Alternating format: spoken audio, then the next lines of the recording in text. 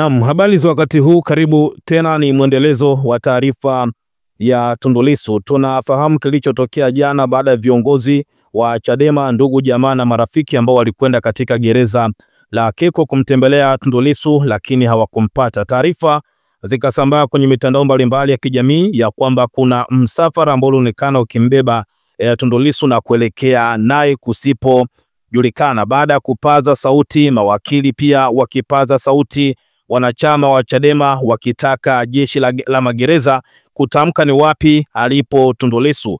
Tukashuhudia pia taarifa kutoka kwa msemaji wa gereza, msemaji wa magereza ambaye alihojiwa na Jamii Forum, lakini kwa upande wake alisema hana taarifa zozote za wapi alipo Tundu Lissu, lakini pia hana taarifa iwapo Tundu Lissu amehamishwa katika gereza la Keko. Hatimaye chama cha Chadema kimekuja na taarifa baada ya masaa zaidi ya 20 kupita. Taarifa kwa umma: mwenyekiti wa chama cha Chadema Mheshimiwa Tundu Lissu yupo gereza la Ukonga.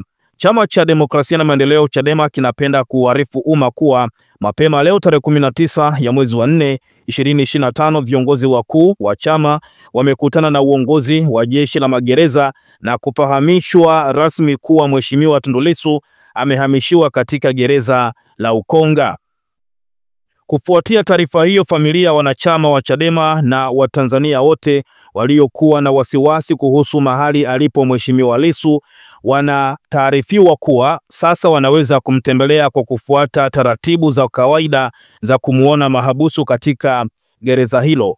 Makamu mwenyekiti wa chama Tanzania Bara Mheshimiwa John Heche anatarajiwa kufika gereza la Ukonga leo kwa ajili ya kumuona Mheshimiwa Lissu na kuzungumza naye kuhusu hali yake. Imetolewa leo Jumapili tarehe 19 ya mwezi wa 4 2025. Brenda Lupia, mkurugenzi wa mawasiliano na uenezi Chadema. Watu wengi wametoa maoni yao, lakini pia imekuwa ni taarifa njema.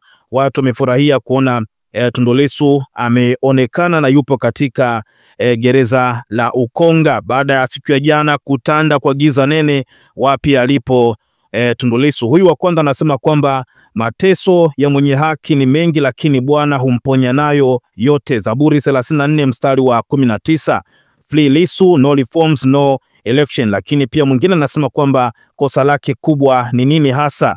Lakini pia mwingine anasema bila mabadiliko hakuna uchaguzi. Lakini pia mwingine anasema kwamba pale Keko uswahilini sana, bora kapelekwa Ukonga bana. Lakini pia mwingine anasema kwamba Lissu kakiua chama mchana kweupe.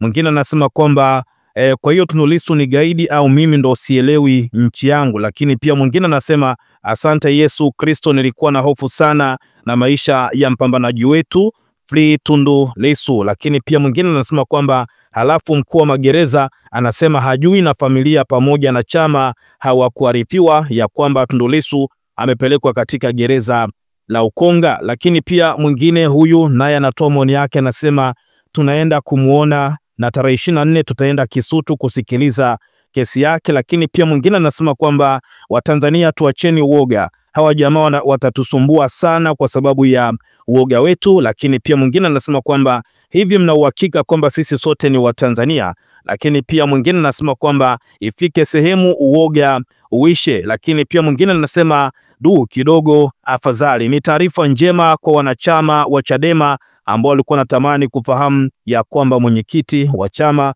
Mheshimiwa Tundu Lissu yuko wapi. Tuachie maoni yako pia kwa taarifa hii, lakini pia kwa mengi zaidi endelea kukaa karibu nasi.